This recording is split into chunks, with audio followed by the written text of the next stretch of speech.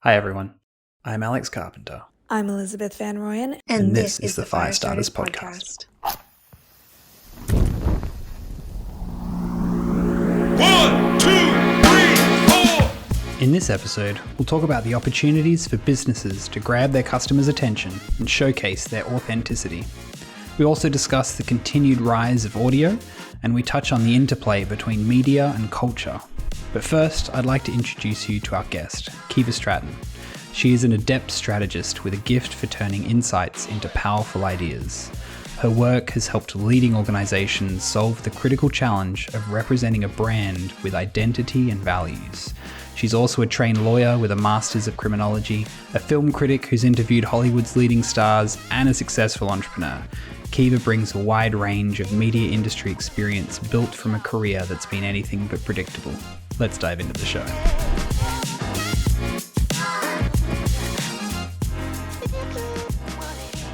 Welcome, Keeva. Thanks, Alex. Thanks, Livy. I'm really excited to be here today and I'm looking forward to a meaty chat. Meaty indeed. Can't wait. Well, to give us some scope, so we don't go off on too many tangents, how would you define your industry for the purposes of this podcast? Where would be the barriers?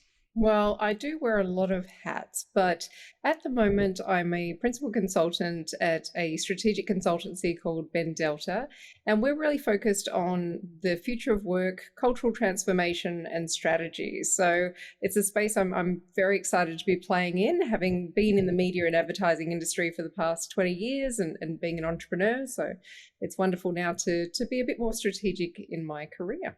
As you know, I'm also a lawyer. I did my master's in criminology and I was a film critic. So I suppose where my little intersection of life lies is in this kind of area of creative intelligence. So I'm really fascinated by how human behavior is kind of shifted and changed and created through businesses and culture, which is very much the branding side of things, but also really into, I suppose, the strategy of business. So how do we figure out, where to play, how to win, how to be on the front edge of innovation, and how we can really evolve culture through that.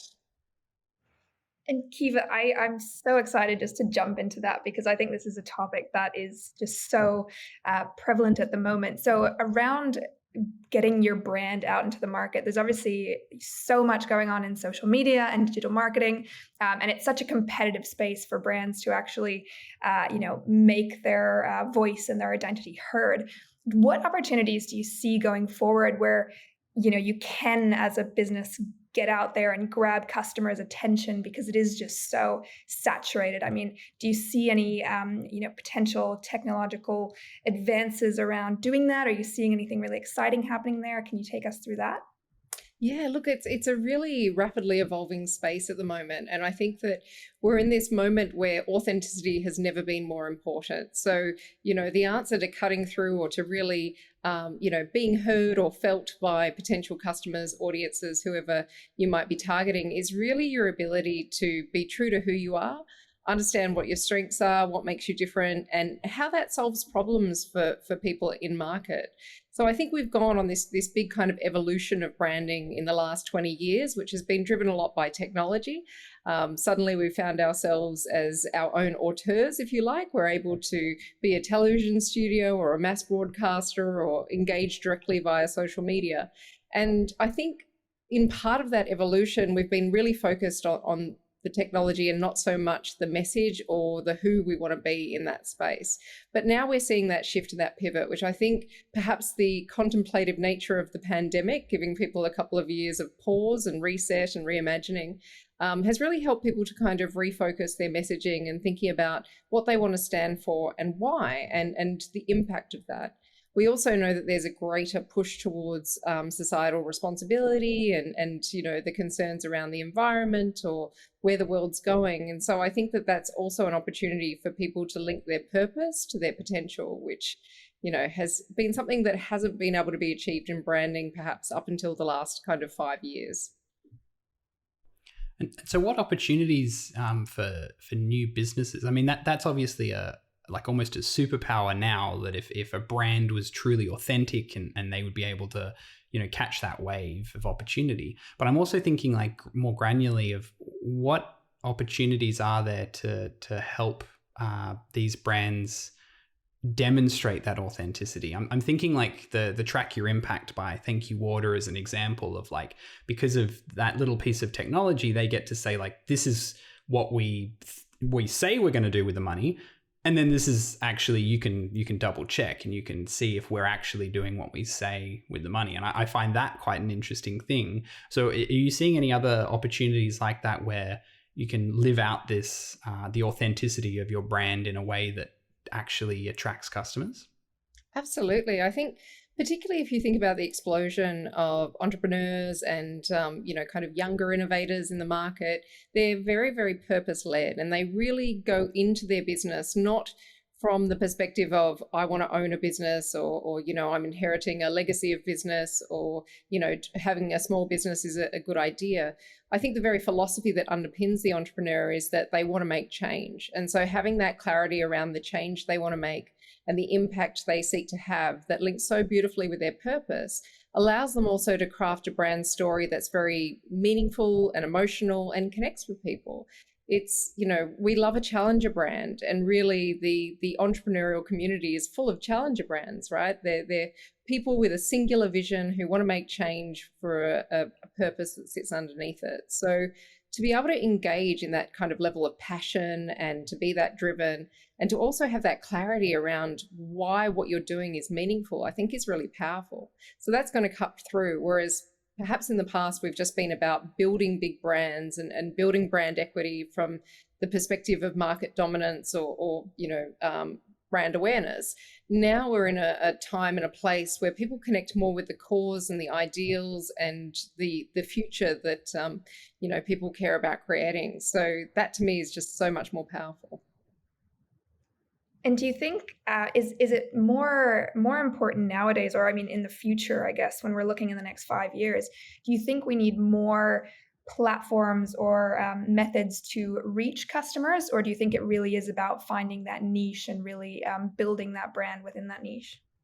I think we've got too many platforms, to be honest. I think that's, it's paralyzing the amount of choice that you have now. And you do need to do a lot of experimenting, I guess, with your messaging and with different platforms and in order to see, what really resonates with the people that you're trying to connect with. So if anything, we've got this kind of paradox of choice and understanding, I suppose, how to reach people in the simplest and most direct way possible can be quite challenging for young and innovative kind of brands.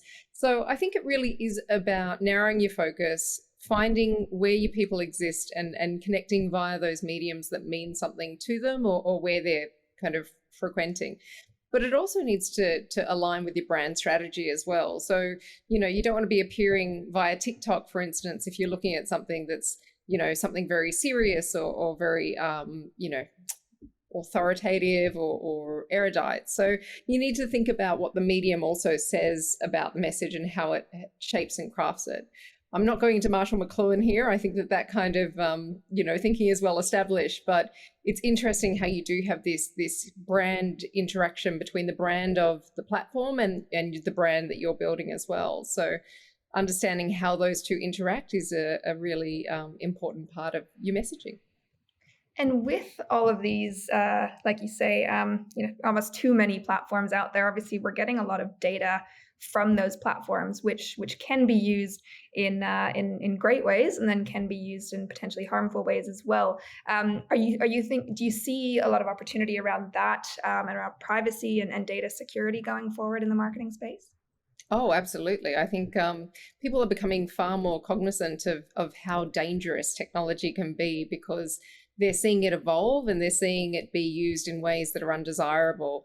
I'm not against technology. I think technology is a fantastic thing, but I do think we're reaching a point where people might pull back a little bit and be a little bit more selective about the technology or the platforms that they engage with, purely because they've been burnt. There seems to be a lot of fraud increasing. There's a lot of scams and things that are on the rise. And all too often we're finding out that a social media linkage is taking place with that. So, I do think that people are going to become a little bit more cautious or want to be on platforms that they fully trust or they like the direction or the ownership of that platform.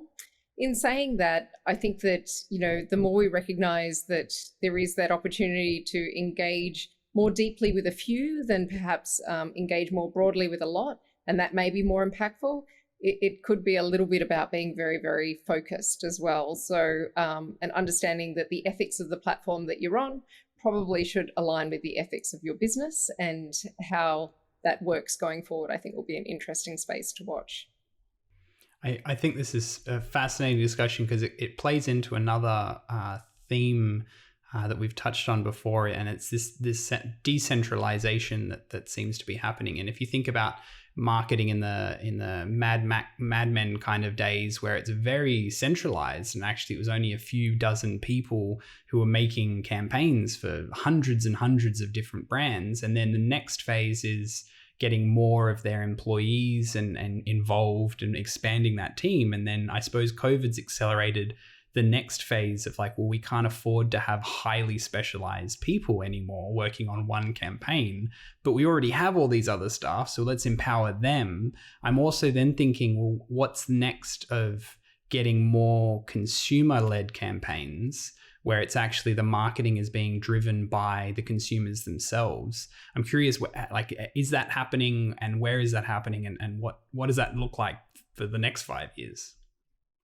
Yeah, look, I think it's a really interesting inflection point, isn't it? And it's a question of how micro do we go? Like, as a brand, to manage 1,000 nano influencers is obviously so much more difficult than to manage one or two really powerful celebrities or, highly kind of regarded influencers. But of course, they cost an awful lot more. And if they do the wrong thing, and we've seen that, in the past kind of 12 months with someone like a Nadia Bartel, with the cocaine off the plate situation, if they do the wrong thing, that reflects so negatively on the brand in such a deeply impactful way. If it is more of a nano influencer, micro influencer kind of situation, particularly if they're on staff, then they're under different, legislative requirements and duty of care as well. So, it's an interesting strategy, I think, to utilize your staff as your promoters in a very different way. Of course, it does require investment in people. It requires a lot of training and, a system, a really strong approval process. You can't just kind of have them go direct to the brand and publish for the brand. So there is a bit more trust that's required. But we also know that if you look after your staff and you train them well and you invest in them, that trust is far more likely to be rewarded. So there's a bit of a win-win really for people who perhaps want to raise their own profiles, their own image, are very proud and passionate about what they do. To be the voice of your brand, I think, is a really powerful choice.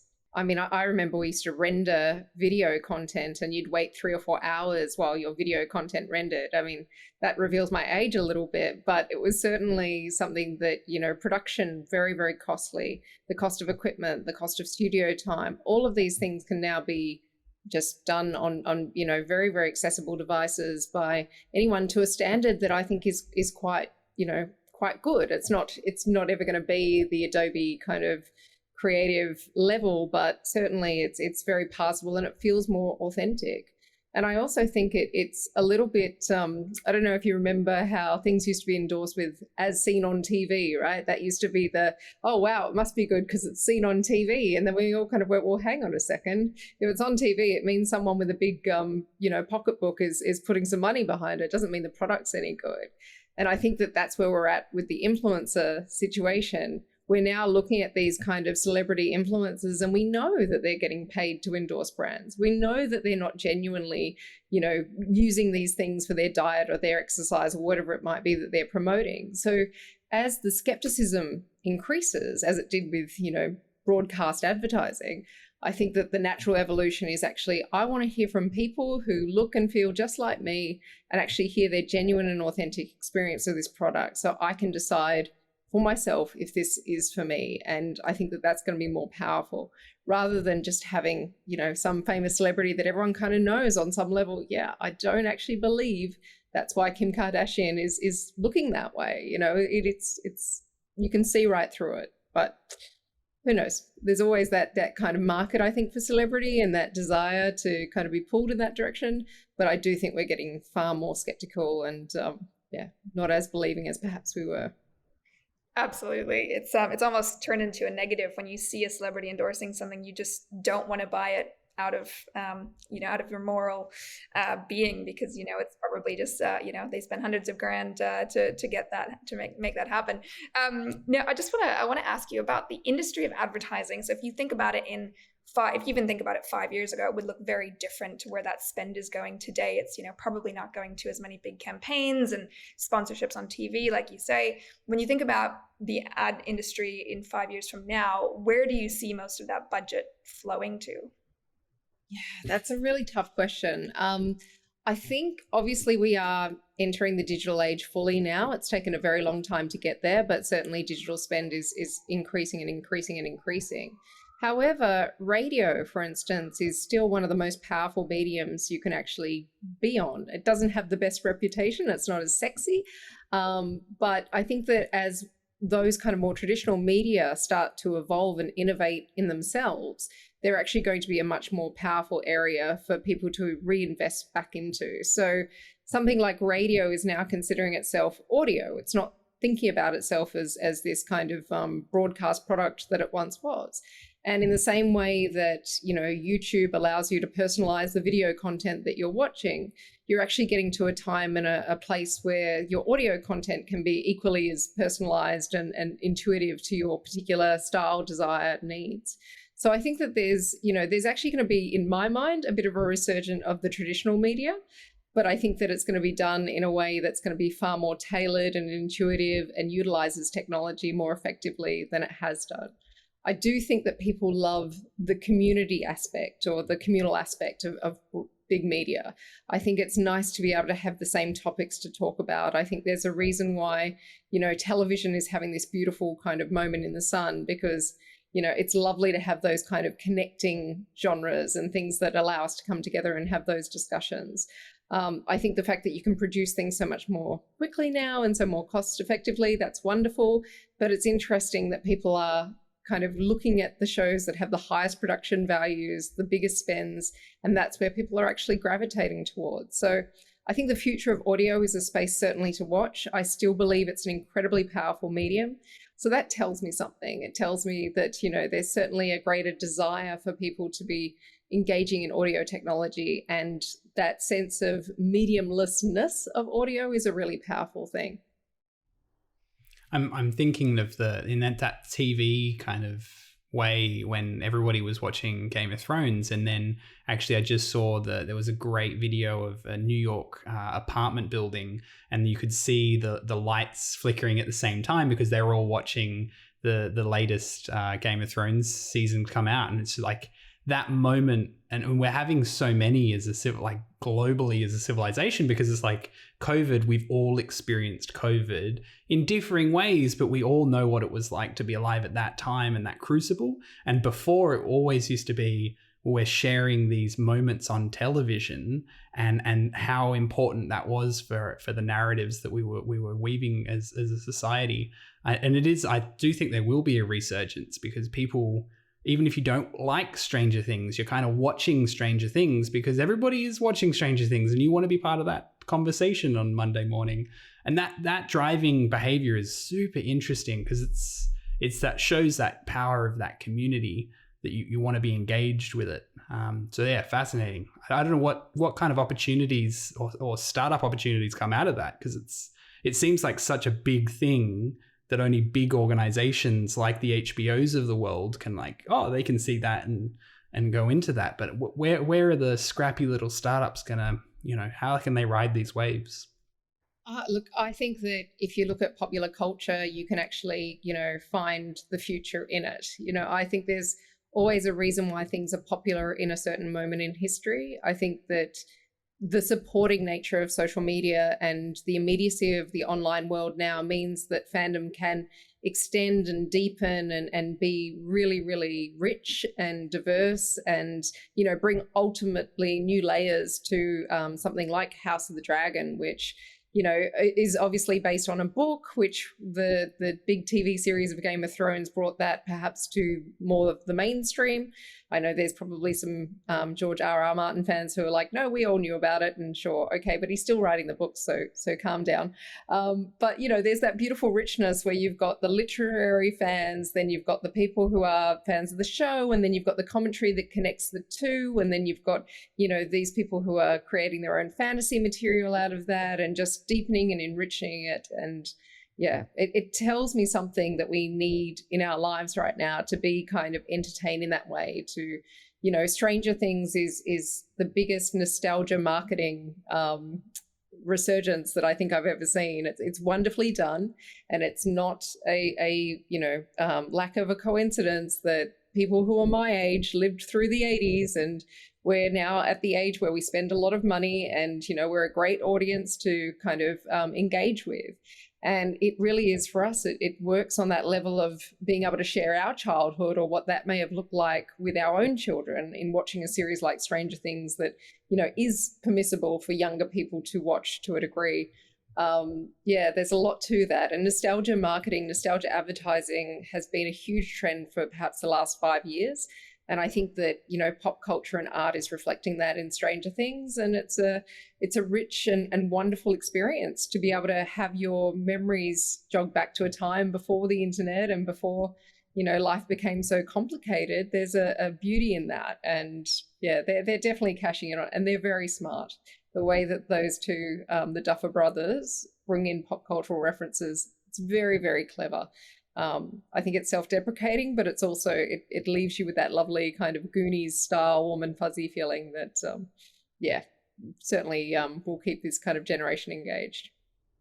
And with all of that in context, where are the technologies that are coming to the floor at the moment? Like, what are you seeing in terms of, actual technology startups, kind of that niche? How is that interacting with these things in marketing?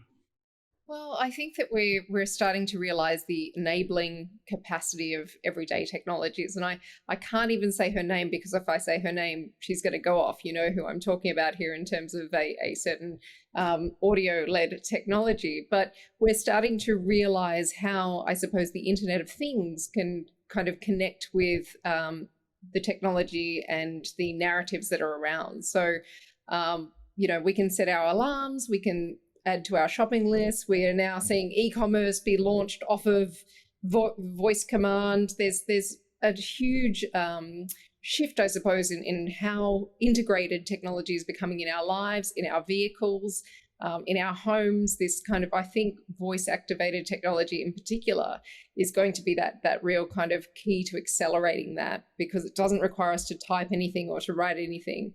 And we can start to really connect the dots on the Internet of Things and voice-activated commerce. The flip side of that is advertising's getting really forward-thinking in that regard. And you might be listening to some advertising now and not realize that the call to action is not the same as the person in the next room is getting from their advertising. So the way technology, it's being utilized to kind of personalize advertising, to understand the content that you're engaging with, and then to feed you content that is of a similar genre, nature, style.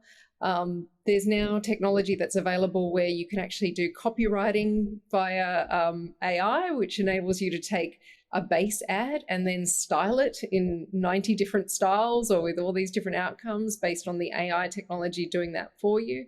So you can imagine the replication and things like that is taken out of it. Likewise, I mean, look at what we've seen recently with Anthony Bourdain's documentary and Val Kilmer and everything that's happening there in terms of voice cloning. We could get to a point soon where we take a sample of Carl Sanderland's voice and he never does a live read again. It's just a AI generated voice cloned situation, which you and I as the listener, not perhaps that we're listening to Carl, but hypothetically, if we were, we wouldn't be any the wiser that he isn't reading that same live read, 52 different times or 52 different ways, but it's just based off of voice cloning. So yeah, that intersection between technology, media, advertising, and promotion is a really, really fascinating one at the moment. And I think we're just starting to see how voice in particular is going to be the key to taking that forward. And another area at the intersection of media and digital communities, like we touched on a little bit earlier, that I'm really interested in, but I haven't seen much actually play out in the way of new technologies being created. But there was a lot of talk at one point around moderating or providing more transparency and accountability to online profiles, so that there isn't as much online bullying or people hiding behind fake profiles that just get zero accountability when they're making death threats and all of this other stuff. An area that I think is really positive is if you could create some sort of accountability around that. Are you seeing anything in that space, or do you see any opportunities being created there in the near term? Yeah, absolutely. So there is actually a social media platform that's in development at the moment that is considered an ethical social media development platform. And I think that that's in direct response to the damage and the lack of accountability that many of these platforms have. We saw recently with I always forget, Tommy Lee, isn't it, from Motley Crue? He had a naked photo stay up on Instagram for 24 hours, and yet mothers who are breastfeeding or seemingly kind of body positive content is being scrubbed away. And you've got to ask yourself, why are those filters so poorly designed, and why are they not sparing people from things that are actually traumatic or potentially really, really damaging? So I do think that the more people are hurt by social media, or the more that they read stories and hear about some really horrible things that fall out of social media, and then the lack of accountability for the medium that the medium owners seem to demonstrate, I think that's going to open the door to more ethical social media platforms and just a complete kind of philosophy shift when it comes to this stuff.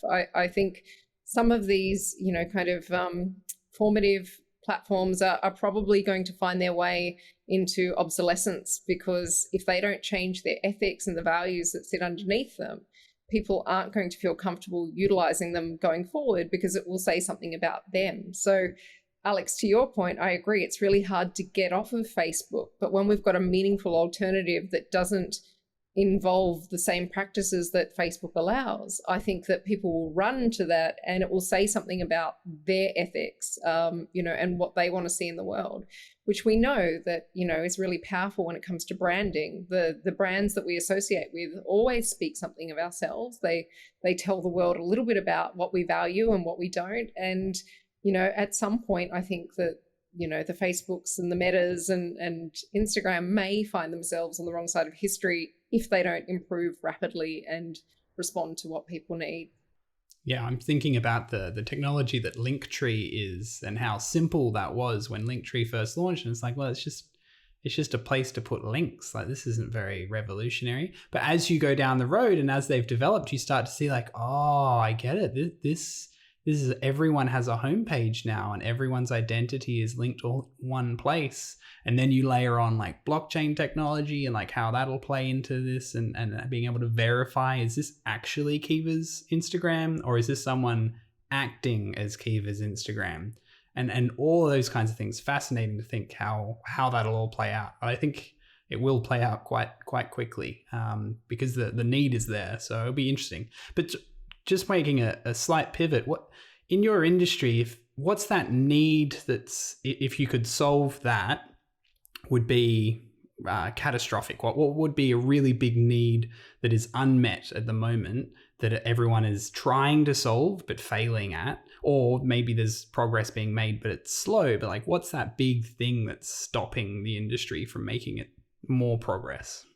Well, I suppose one of the hot topics or the hot areas of exploration that has been very directly related to the pandemic is this idea of designing your hybrid workforce, and how office design, if we're going to call it that, is going to fundamentally shift going forward. So this is a space we're doing a lot of work in at Ben Delta at the moment, and it's utterly fascinating because you do have to look not just industry by industry, but right down to company by company, and be able to understand what's going to work for that particular company, how it's going to support company culture, how it's going to be safe for people, how it's going to help people develop in their careers. There's so much to hybrid workforce design, and I think it's a wonderful an exciting time, really, because we get to revert back to this idea of work and what makes a happy, healthy, productive work environment for individuals as well as organizations. So for me, there's been this huge upheaval that happened largely due to the pandemic, but also, we were heading in this direction prior to the pandemic. There was certainly flexible work and flexible arrangements. But what impact could this have, not just on organizations and how we work, but how we live, where we live? We have this incredible situation in Australia where the housing crisis affordability is just out of control. And the idea that we all need to congregate around these cities isn't great for us in terms of our wallets, but it isn't great for the environment, and it's not great for the diversity of our communities and so many different things. So I feel like we're at this really interesting pivot point where we can not just redesign work, but in doing so, redesign culture, which I think is a really fascinating space. I'm feeling very left out because the last episode, both Scott and Libby had mentioned that they have either Swift or Peloton, and I can see a Peloton behind your screen. So I'm just like, I'm the only one who doesn't cycle, clearly. But how much of a component is that in your understanding of the future of work? Because wellness just seems to be like merging with the future of work in a velocity that I've never seen before. Like, we were never talking about employee wellness in the 1980s. Like that's a laughable concept. But now it's like, if you're not talking about wellness, good luck getting any employees. And that's a huge shift. So speak to that. What do you see the trends over the next 5 years of how important wellness is? Oh, it is super critical. And yes, I do have a Peloton behind me, not a very well used one. So it probably has a little bit of dust if you can see that in the background. But Pelotons were actually something that were given out by many organizations in the States during the pandemic as a way of ensuring that their workforce stayed healthy.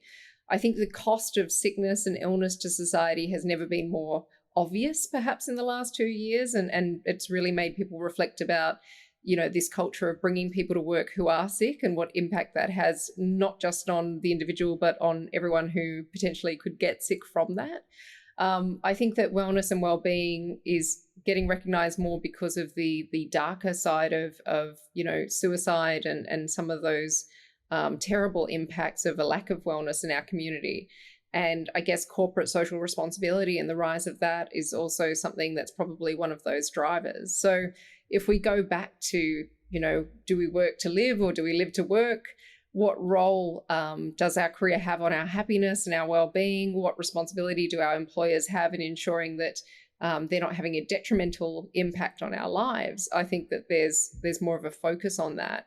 But also, it's like someone just finally put the switch on and realized, hey, if my employees are happy, healthy, and enjoying life, they might actually do a better job. We might actually make some more money. And that's the reality. I think that there's always an ROI kind of argument with these things, that if you get people happy, healthy, firing at their best, then they're going to be much better staff members, team members, and certainly, productivity will rise. So there's different psychological and physiological triggers that we can talk about in terms of what might create the right environment for that. But ultimately, it's a win-win. If you are an employer and you can get your workforce happy, healthy, engaged, and loving what they're doing, then they're going to do a better job for you. They're probably not going to leave you as easily as they might leave a company that doesn't care about those things. And they recognize that they're actually connected with on a human level, which, to me, health and well-being and that level of compassion around that or empathy for that is just critical. It says something very powerfully to your employees. Yeah, I'm thinking now of like how far this is from the Industrial Revolution, where we treated people as cogs in a machine, and we created the education system to train people to sit down and be still for the entire day. And then now it's like, oh, we've got to treat people nice. And it's like, it took us this long, really? It really took us this long. Okay, yes, treating people nice helps business. Shocking. It is shocking, isn't it? It's sad that it's taken us this long, but here we are. I mean, I totally agree that the creatives and emphasis on creativity is finally coming around after a very long time, because it's through history we've always devalued the creatives as the odd ones.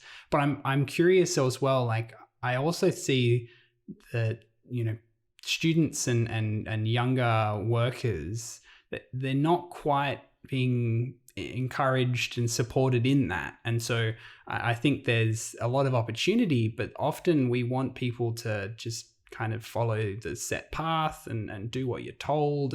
And what's a good employee for a manager is one that's easy to manage. It's not actually what's good for the company though, or good for the employee or the manager longer term. And so I'm interested, what will your advice be, and what do you see playing into that space, so that people who are creative, that maybe aren't in a role that allows them to express that, but they see all this opportunity and they're just not sure what to do because they're getting the rent paid by this job that's not that great, but there's apparently lots of opportunity for creatives, and there's that dissonance. How do you approach that as a creative yourself? I think we need to think about, I suppose, the kind of leaders that we want in society and leading companies. And if we think about visionary leadership, you know, the concept of visionary leadership is actually one of empowerment. So it's not one of prescriptive leading. It's not about, you know, telling people what to do between 9 and 5 and how to do it. It's about empowering them through vision. Where are we going as an organization? You know, what are we trying to overcome? Why are we doing this? What's the alignment on that?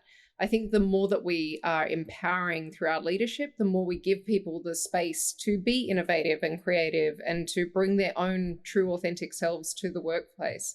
So there's got to be a philosophical shift in terms of your leadership. You do need to think differently. We have to let go of hierarchical thinking and old-fashioned leadership and really start to understand the skills that are required to lead in a much more complex and rapidly evolving world, which to me, it starts with that. Company culture and leadership is just critical. I think when we talk about risk, there's a greater risk in not innovating. There's actually a greater risk in not becoming, you know, future focused or forward thinking. So it's easy to look at the risk of change and the cost of change and the you know, cost of restructuring, but rarely do we think about risk in terms of what we potentially are missing out on if we don't make those changes and if we don't think differently. So that would be my one piece of advice. There are so many futurists out there now and forward-thinking consultants who can genuinely help with this kind of transformation and change, but the risk is actually staying the same. Yeah, I totally agree. Couldn't agree more. It's a very exciting time. Thank you so much for all of your wisdom and knowledge and experience, Keeva. It's been an absolute pleasure to have you, and I've thoroughly enjoyed this conversation. Anytime, Alex. As you know, I can talk underwater, so more than happy to talk to you anytime. Amazing. Have a great one. We'll talk soon. Thanks, Alex. Take care. Bye. Yeah. 1, 2, 3, 4. Hey, thanks for listening. If this episode fanned your flame, we'd love to help. Just go to guildofopentrepreneurs.com. We are a decentralized community ensuring that every entrepreneur is supported, and we'd love to see you there. Until next time, bye.